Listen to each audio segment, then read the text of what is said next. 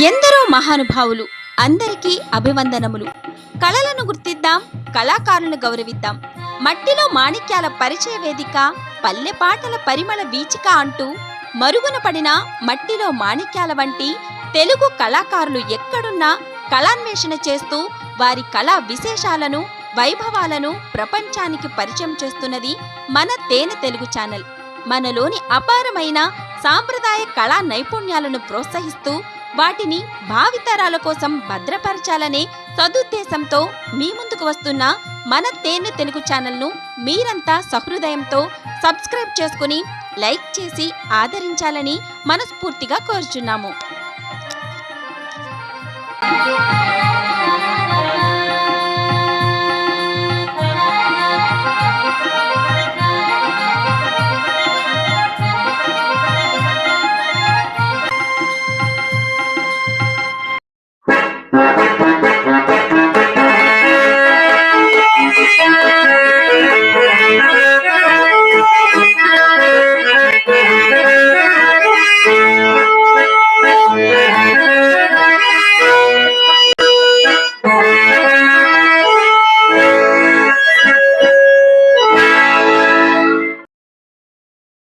తేనె తెలుగు యూట్యూబ్ ప్రేక్షకులకు స్వాగతం, సుస్వాగతం.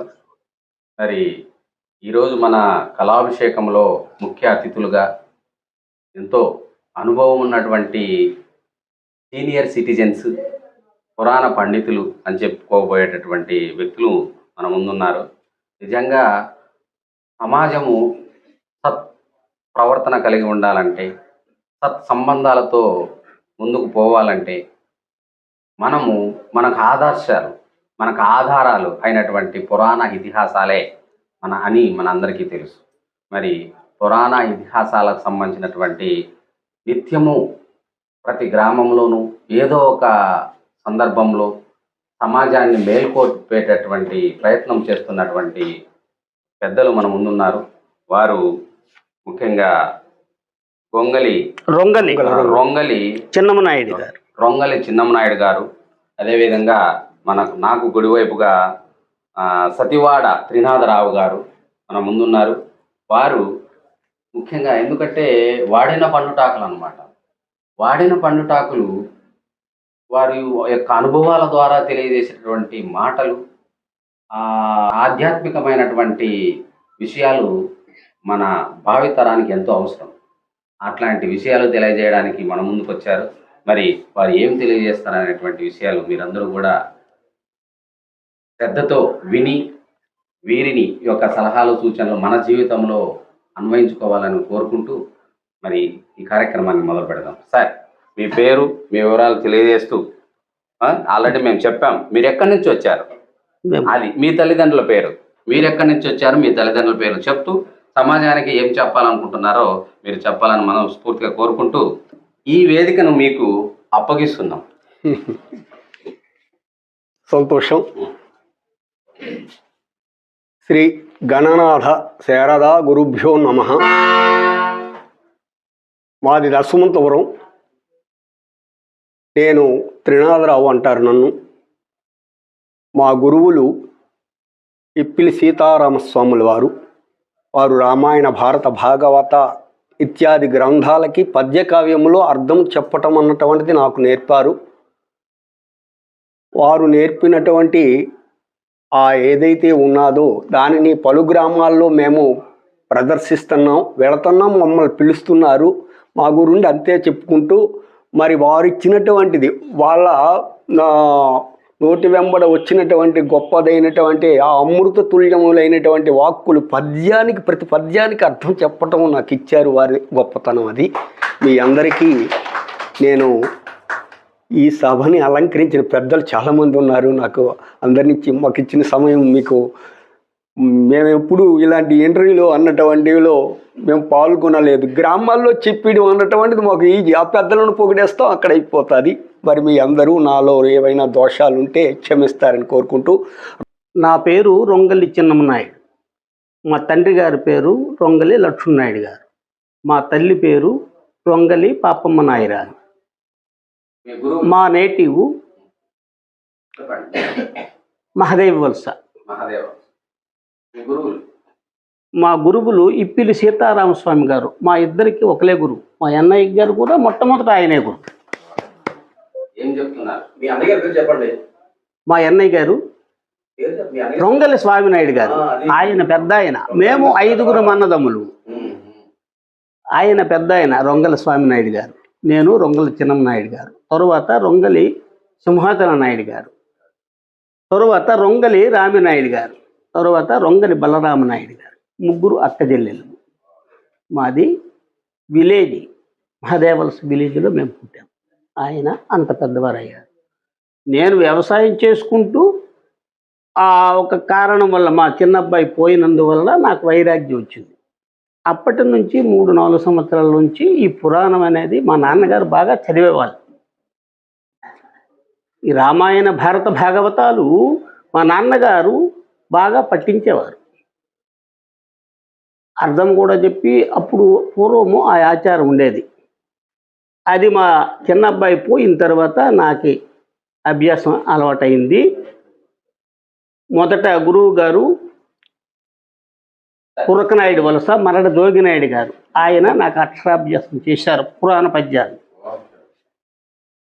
తరువాత నాకు బయట ఊళ్ళు తీసుకెళ్ళి చక్కగా పురాణ పద్యం చదవడము ప్రాక్టీస్ చేసినటువంటి వాళ్ళు గురువు గారు దశమంతపురం గ్రామం శ్రీనాథ నాయుడు గారు. అది మా ప్రేక్షకుల్ని తప్పకుండా మంచి మీ మాటలతో వారి యొక్క బాగు కోరుతారు మాకు తెలియదు. తప్పకుండా చెప్పండి. మరి సభకి ఈ ఛానల్ వారికి అంటే తేనె తెలుగు అంటే మధురమైనటువంటిది అని శ్రీకృష్ణ దేవరాయలు వారు ఒక్కమారు నుడుగుతారు. మీరు సంస్కృతంలో ఆముక్త మాల్యద అన్నటువంటి గ్రంథాన్ని రాయొచ్చు కదా అని ఆమె కోరారు. అతడు అంటాడు, దేశ భాషల యందు తెలుగు లెస్స అని చెప్తాడు. ఈ ప్రపంచం అంటే దేశంలో అన్ని భాషల్లో తెలుగు భాష గొప్పది, ఆ తెలుగు భాష అన్నటువంటిది నాకు చాలా ఇష్టము అని అది చెప్పారు. అంటే తేనెని ఇష్టపడని వాళ్ళు ఉండరు కదా. అందుకారణం చేతను మీ ఛానల్ వారికి ఇలా ముందుకొచ్చి ఈ అట్టడికి వెళ్ళిపోతున్నటువంటి కళాకారులందరినీ ప్రోత్సహించి మళ్ళీ ప్రజల ముందు పెట్టడానికి చూస్తున్నటువంటి మీ అందరికీ జోహార్లు చేస్తూ మేము రామాయణంలో ఒక పద్యం చెబుతాము. దశరథ మహారాజుకి 60,000 సంవత్సరాల వరకు పిల్లలు లేకపోయారు. అప్పుడు అతను ఏం చేశారంటే సభ చేశారు. సభ చేసి నాకు ఇప్పటి వరకు పిల్లలు పుట్టలేదు కాబట్టి నేనేం చేయాలి, ఏదో ఒక యజ్ఞం చేస్తాను అని అంటారు. అంటే అప్పుడు వాళ్ళందరూ దానికి రాజుగారికి పిల్లలు లేకపోతే మరి బాగుండదు కదా అని వంశం నిలబెట్టడానికి కోసం పిల్లలని కనటానికి పుత్రకామేష్టి యాగం చేయండి, అశ్వమేధ యాగం చేయండి అని చెబుతారు. చేశారు. అందుకు తగినటువంటి మహనీయుల్ని తీసుకొచ్చారు. అది వేద సమ్మతముగా పుత్రకామేష్టి యాగం చేశారు. చేస్తే ఆ ప్రాజాపత్య పురుషుడు వచ్చి పాయసాన్నాన్ని తీసుకొచ్చారు. తీసుకొచ్చి నీ 3 భార్యలకి ఇవ్వవయ్యా, ఇస్తే వాళ్ళు తద్వారా గర్భిణులు అవుతారు అని చెప్తారు. అది తన భార్యలకు ఇస్తారు. అలా ఇచ్చిన తర్వాత కౌసల్యాదేవికి శ్రీరామచంద్రుల వారు ఉద్భవిస్తారు. అలాగనే సుమిత్రాదేవికి సౌమిత్రి అంటే లక్ష్మణస్వామి అనబడినటువంటి కుమారులు జన్మిస్తారు. మరి కైకమ్మకి భరతుడు జన్మిస్తాడు. మరి సుమిత్రాదేవికి శత్రుఘ్నుడు అన్నటువంటి ఒక అబ్బాయి కూడా పుడతారు. ఇది రామాయణ గాథ. రామచంద్రుడు ఏమిటంటే రామ అన్నటువంటి పదము ఉన్నంత కాలం కూడా ఈ లోకం, ఈ సృష్టి అంతా కూడా సజావుగా వెళతాది అన్నటువంటి, ఎందుకంటే వాల్మీకుల వారు రాముడు పుట్టక మునిపే రామాయణాన్ని వ్రాసారని మన గ్రంథం చెప్తున్నది. రామాయణ కావ్యం ద్వారా మనకేం తెలిసిందంటే రాముడు పుట్టక మునిపే రామాయణాన్ని వ్రాసేశారు అతను. అది సంస్కృతంలో ఉన్నది, ఎవ్వరికీ అర్థం కాలేదు. ఆనాటి వాళ్ళు కొంతమంది ఆ దేవభాషని నేర్చుకున్నారు, వాళ్ళు దాన్ని వినియోగ పెట్టుకున్నారు. కానీ అంతమందికి అందలేదు. అప్పుడు మన వాళ్ళు చాలామంది ప్రయత్నం చేశారు, కవులు, నాటి కవులు. అందులో భాస్కరుడు అనబడినటువంటి ఒక మహనీయుడు ఈ రామాయణాన్ని తెలుగులోనికి తీసుకొచ్చాడు. సాహినిమారుడు అనబడినటువంటి వానికి అంకితం చేశారు. వాళ్ళిద్దరూ ఈరోజు వచ్చి మన ఈ రంగస్థల వేదిక లేకపోతే మీరు వచ్చినటువంటి ఇది ఏమిటో నాకు తెలియదు, కానీ వాళ్ళందరూ వచ్చి ఆ రామాయణం రాసిన వారు, ఆ రామాయణాన్ని కొనుక్కున్న వాళ్ళు కూడా వస్తారు విమానముల మీద అని మా గురుదేవులు వాళ్ళు నాకు చెప్పారు. ఈరోజు సర్వ దేవతలు కూడా వస్తారు. రామ అన్న మాట అన్నాం కాబట్టి ఆంజనేయులు వారు కూడా ఇక్కడికి వచ్చేసారు. అయితే ఇప్పుడు మా స్వామి చదువుతారు అదే పద్యం. ఆ రాముడు తండ్రి మాట కోసం రేపు రాజ్యాభిషేకం చేస్తానని ముందు రోజు చెప్తారు. తండ్రి పినతల్లి ఏం కోరిందంటే, నాకు రాముడు అరణ్యానికి వెళ్ళాలి, నా కుమారునికి పట్టాభిషేకం కావాలని కోరింది. తత్కారణము చేతను ఆ మాట తెలిసిన రామచంద్రుడు నేను అలాగే వెళతాను, నేను అరణ్యానికి వెళతాను, తమ్మునికి పట్టాభిషేకం చేసి వెళతాను అంటాడు. అది అక్కడికి వెళ్ళాక అరణ్యములో రామచంద్రుని భార్య అని సీతమ్మని రావణుడు ఎత్తుకుపోయాడు. ఈ కథ అంతా మీ అందరికీ తెలిసినదే. ఒక పద్యాన్ని స్వామి చదువుతారు. ఆ సీతమ్మ ఎలా ఉంటుందో హనుమంతుడికి తెలియదు. మరి సింపుల్గా చెప్పాలి కదా, సీతమ్మ ముఖపరిచయమో హనుమంతుల వారికి తెలియదు. పోనీ హనుమంతుడిని సీతమ్మ చూసిందంటే అలాగా లేదు. కాబట్టి లాక్షణికుడు అని ఆంజనేయ స్వాముల వారికి పేర్కొంటారు ఒక దగ్గర. అతడు ఇలా చూస్తే వారెవరు, దేనిలో పరిచయం ఉన్నవారు అని పోల్చగలరట. అందుకారణం చేతను రాచకాంత ఎలా ఉంటుందో అతనికి తెలుసని దక్షిణ దిశగా పంపిస్తారు. ఉంగరాన్నిచ్చి శ్రీరామచంద్రుల వారు అక్కడికి వెళ్ళారు. లంకాపట్టణానికి 400 క్రోసుల విస్తీర్ణములో సముద్రం. ఆ సముద్రుడు అనుకుంటున్నాడట, కవి రాశాడు ఒక పద్యం, చదివి అండి గురుగారు. హరకోదండ విఖండనుండు. అయితే ఏమొచ్చిందంటే సముద్రుడు చూశాడు. ఆంజనేయులు వారు ఎగరడానికి ఆ కొండ శిఖరం మీదకి వెళ్ళారు. వెళ్ళి ఇలా పాదాలు సరిచేస్తున్నారు, మరి కుప్పించి ఎగరాలి కదా. అవునా, అలాంటి స్థితిలో సముద్రుడు అనుకుంటున్నాడట, ఇదేమిటిది, పూర్వకాలంలో అగత్యుడు పుడిసిట్లో పట్టేసి త్రాగేశాడు, ఒకప్పుడు దేవతలు రాక్షసులు నన్ను తరిచేశారు, మందరగిరి పర్వతాన్ని పెట్టి కవ్వంగా చేసి వాసుకుని త్రాడుగా చేసి తరిచేశారు, నేను అప్పుడు వాళ్ళ చేతిలో చెడిపోయాను, నేను వాళ్ళ దగ్గర అల్పుడిని అయిపోయాను, తక్కువ వాడిని అయిపోయాను. పోనీ తక్కువ వాడిని అవ్వటంలో నాకు తప్పు లేదు, ఎందుకంటే వాళ్ళు అధికులు, దేవతలు గొప్పవాళ్ళు, రాక్షసులు తపశక్తి సంపన్నులు. అయితే వారి చేతిలో నేను తగ్గడం తప్పు లేదు, ఎందుకంటే పెద్దవాళ్ళు శిక్షిస్తే చిన్న వాళ్ళకి అది విజయవంతం అవుతుంది అని మన ఇత్యాది గ్రంథాలు చెబుతున్నాయి. కాబట్టి నాకు నీచ దశ కాదు. కానీ కోతి నా మీద గంతేస్తుందా, ఏమిటిది విచిత్రం అని సముద్రుడు కరటములతో ఆకాశాన్ని అంటుకుంటున్నాడట. అంటే కవి ఉద్దేశాన్ని చెప్పాడు అక్కడ. కానీ ఆంజనేయుల వారు ఆ మీద వెళ్ళి వెళదాను అని ఆ పంచమ మార్గం అంటారు దాన్ని, అలా వెళతారు. వెళ్ళి అశోకవనములో అమ్మ కనిపించింది, అమ్మ లక్షణాలు చూశాడు. అక్కడ చూసి ఈమె అవునా కాదా, నీవు సీతమ్మవా అని అనిస్తే బాగుండదు కదా. ఆమె చేతనే ఆమె సీతమ్మ అని తెలుసుకోవాలి, ఆమె చేతనే చెప్పించాలి అన్నటువంటి ఆలోచన ఆంజనేయులు వారికి ఉన్నది. లాక్షణికుడు అని చెప్పాం కదా, అందుకు ఇప్పుడు మా స్వామి చిన్ననాయుడు గారు చదివారు. హరకోదండ విఖండనుండు, రాముడు గురుణ్ణి పేర్కొన్నారు. ఆ చెట్టు మీద కూర్చున్నాడట ఆంజనేయులు వారు. ఆ చెట్టు సింసువా వృక్షము మీదని కూర్చొని అక్కడ అన్నాడు. ఏమన్నాడంటే, అర్ధరాత్ర వేళ అయింది, ఏమంటున్నాడంటే హరకోదండ విఖండనుండు అన్నాడు. శివధనస్సు విరిచినవాడు అన్నాడు. హర అంటే పరమేశ్వరుడు, కోదండం అంటే ధనస్సు, కోదండాన్ని విరిచినవాడు. విఖండనుండు వివిధ ఖండములు చేశాడు అని చెప్పాడంటే 3 ముక్కలు అయిందని కూడా మనం చెప్పొచ్చు. అవును, అలా విరిచినటువంటి వాడు.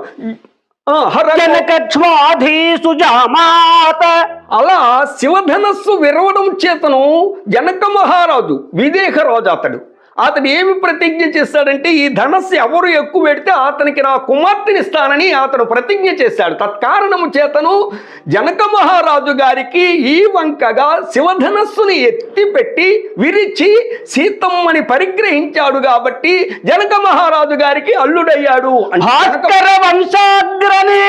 అతడు సామాన్యుడు కాడు, శ్రీరామచంద్రుడు అన్నటువంటి వాడు సూర్య కులానికి ఒక అగ్రమణి లాంటి వాడు. తల మీద పెట్టుకోబడినటువంటి మణి లాంటి వాడు. అందరూ ఇప్పుడు బలరామ మాస్టారు, సోమనాయుడు అంటే మరి చెప్పొచ్చా లేదో నాకు తెలియదు.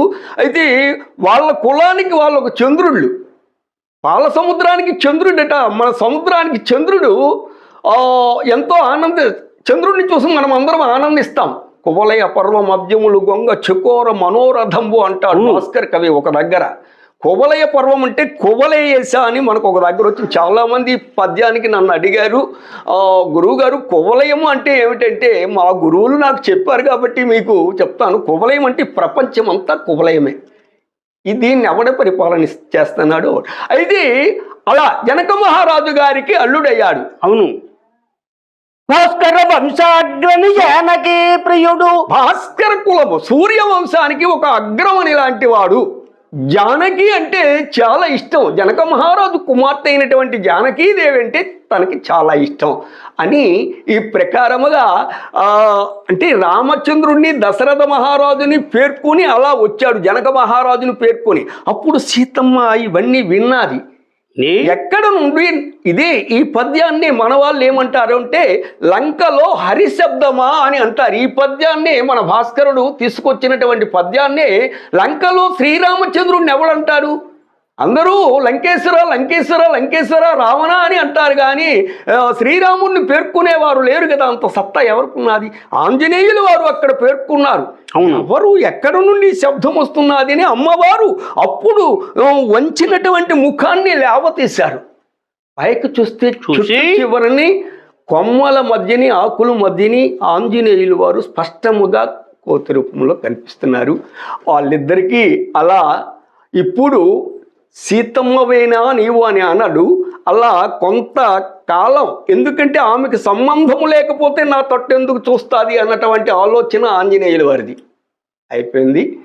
మరి మాకు ఈ సమయాన్ని ఇచ్చినటువంటి పద్మవనమండి విశ్వామిత్రయాగాహిత రామచంద్రుడు ఎట్టివాడు అంటే ఎవరికి వీళ్ళు పడినటువంటి తాటక 10,000 ఏనుగులు శక్తి కలిగినటువంటిదట. అవును, అలాంటి దాన్ని ఒక్క బాణముతో నేల కొట్టాడు అతను. అలాగనే సుబాకుడు అన్నటువంటి ఒక రాక్షుడిని ఆగ్నేయాస్త్రాన్ని మంత్రించి విడిచిపెట్టి వాడిని సంహరించాడు. అలాగనే మారీచుడు అన్నటువంటి వాడిని వాయువ్యాస్త్రం వేసి 400 క్రోశల దూరం ఎగిరిపోయేటట్టుగా కొట్టేశాడు. అట్టి మహితాత్ముడు శ్రీరామచంద్రుడు అని ఆ కొమ్మ చివరిలో ఉన్న ఆంజనేయులు వారు చెబుతున్నారు. అసుర సంహారి విరాధకాలుడు ఖరాసుద్వంశి మారీట సంహరుండు. ఈ ప్రకారముగా విరాధుడు అన్నటువంటి వాడిని అరణ్యములో దునుమాడాడు. మారీచుడు అన్నటువంటి వాడు మాయలేడి రూపంలో వస్తే వాడిని కూడా చంపారు. ఇలా రామచంద్రుడు ఎంతో మంది రాక్షసులను దునుమాడి తుదకి తన భార్యని కోల్పోయారు అని చెబుతూ ఈ పద్యాన్ని పూర్తి చేసేస్తాం. అన్య ప్రమద పరాన్ముఖుడయోధ్యానాయకుండదట. అన్య ప్రమద పరాన్ముఖుడు